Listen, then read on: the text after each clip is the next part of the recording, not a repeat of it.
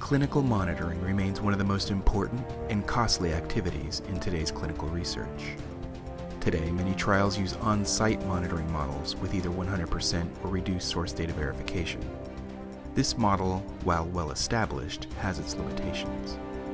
Often, clinical monitors visit sites with little preemptive information and are expected to be experts in detecting risk and identifying problems without prior planning. For clinical oversight, this reaction-based approach can lack the vision necessary to avoid many quality and safety issues. Is there a data-driven solution that transforms monitoring into a team process that proactively identifies risks to increase quality and efficiency? Of course.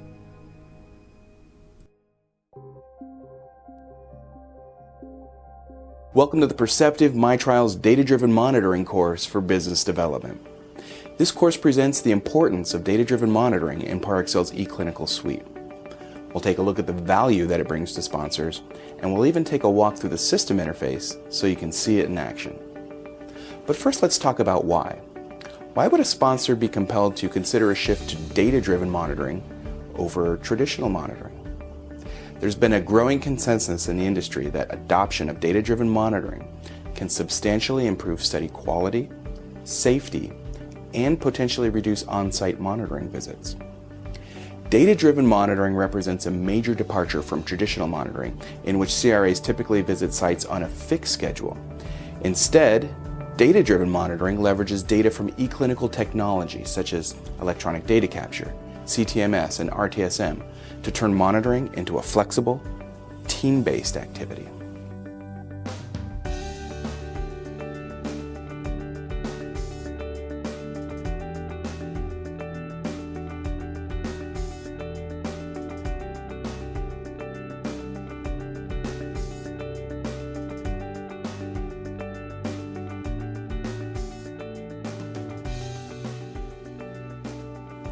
Now let's take a look at exactly what data-driven monitoring is. Now, the term data-driven monitoring is a concept that's comprised of four interconnected concepts: targeted monitoring, risk-based monitoring, centralized monitoring, and risk-based source data verification. Targeted monitoring replaces traditional periodic visit schedules with data-triggered visits, largely based on whether or not the workload is sufficient to justify a visit. Risk-based monitoring measures and analyzes risk to determine when action is beneficial or required with a site. This approach, in conjunction with targeted monitoring, is beneficial in focusing resources in a timely manner on sites that require higher support. Centralized or remote monitoring leverages off-site resources to potentially reduce the amount of on-site monitoring activities. And finally, risk-based source data verification can reduce the number of data points that need to be source data verified. Risk-based SDV, when combined with targeted and risk-based monitoring, can extend the time between visits for low-risk sites. And now that we know what DDM is, it's time to take a look at how our solution is making all of this possible.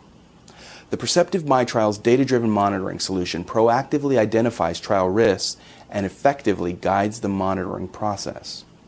Our solution is part of the Perceptive MyTrials portal, which enables integration with other eClinical applications to help plan, design, and conduct trials from a single place. It captures and organizes clinical metrics in real time from multiple sources, such as DataLabs EDC and Impact CTMS. These applications will aid in the prioritization, planning, and scheduling of monitoring activities. Now, while I mentioned DataLabs EDC and Impact CTMS by name, it's also important to note that the DDM system will also interface with other third-party eClinical applications as well. By calculating risk and workload, DDM is able to provide dynamic visualizations that provide a focused and detailed oversight of the trial in a way that just wasn't possible using traditional monitoring. DDM presents metrics in both graphical and tabular form. This enables you to see a holistic view of data across multiple studies, regions, and sites, making it easy to identify outliers and take action based on those data points. The visualizations offer comprehensive filtering, allowing you to tailor views focusing on the present need. For example, when a site is identified as at risk, You can drill down to view key risk indicators, outstanding workload, and any additional data to determine if an on-site visit, centralized monitoring, or any other activities are required. This data can even be exported to Excel and used for client reporting. To comply with GCP, clinical teams must show that adequate study oversight has been provided. Perceptive MyTrial's data-driven monitoring includes visualization of data showing changes over time together with the activities that were carried out by the study team. By combining these two aspects, regulatory authorities and other stakeholders can have full transparency of risk and workload fluctuation over time and see a full justification for the decisions taken throughout the study conduct. Later, we'll take a look at some examples of how clinical operation leads can use DDM for clinical oversight. But first, we'll take a look at the DDM dashboard. Now we're going to see how monitors can use the DDM dashboard to organize their views using the different filters. Now, the filters on the left allow you to select how you wish to view the data that populates on the right. Using the View by My allows users to set a quick view by studies, countries, or sites. This filtering option reduces the number of grid items that will be available, allowing users to focus only on the information they need to view. The Studies grid provides information on all studies using DDM.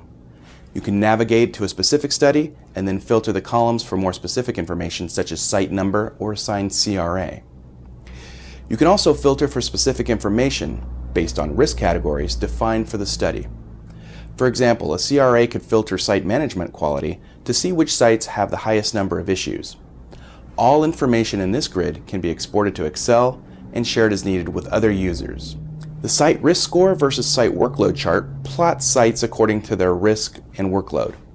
Risk is calculated based on specific criteria which is defined by the trial team, while workload is calculated by the number of tasks and hours estimated to complete the tasks.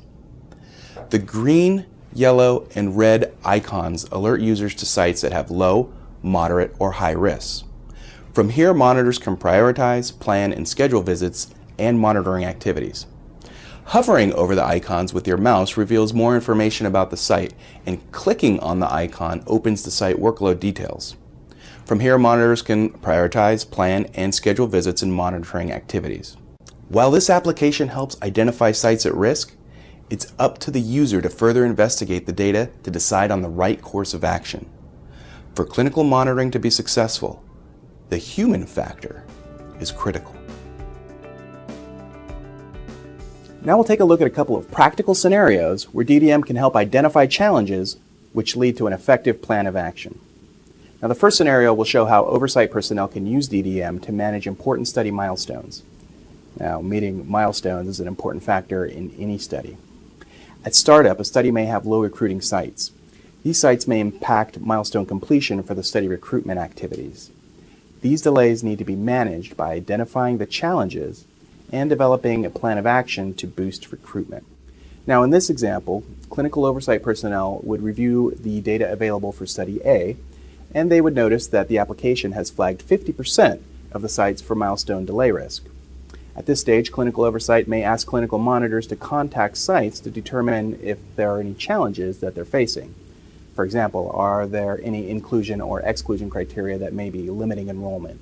Does a booster visit strategy need to be implemented? Or are there any training needs at the site?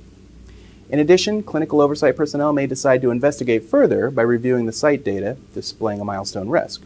Now, if I were to select a site from the grid, a bar graph would be displayed showing the current risk and workload data. Selecting the milestone bar opens the site risk category window. Now, we can see here that only one patient has been enrolled, so obviously we have a recruitment issue here. But again, DDM makes it easy for those in oversight to see these risks, but it's really up to them to decide on the best course of action to remedy the situation. Next, we'll see how CRAs can monitor for site compliance. Now, in Study A, we can see over here that one of the sites is showing a yellow flag indicating medium risk for site visit compliance. In this scenario, determining impact to the site and trial depends both on risk and workload. Now, if risk is low or moderate but workload is high, clinical oversight may need to reevaluate resource management. But here's where analyzing the data is critical to determining the course of action. If the site risk was triggered due to the site being out of compliance, or also known as PI not met, it may not actually be a risk that needs mitigation. For example, if this is a high-performing site and historically has a good relationship with the monitor, the PI visit may have been conducted via telephone rather than on-site. However, if there are a high number of CRFs ready for SDV, the clinical monitor may need to escalate to clinical oversight for additional resources to assist in timely data cleaning. Now, these were just a couple of examples of how oversight personnel and CRAs can use the power of DDM to evaluate and develop strategies to address these risks.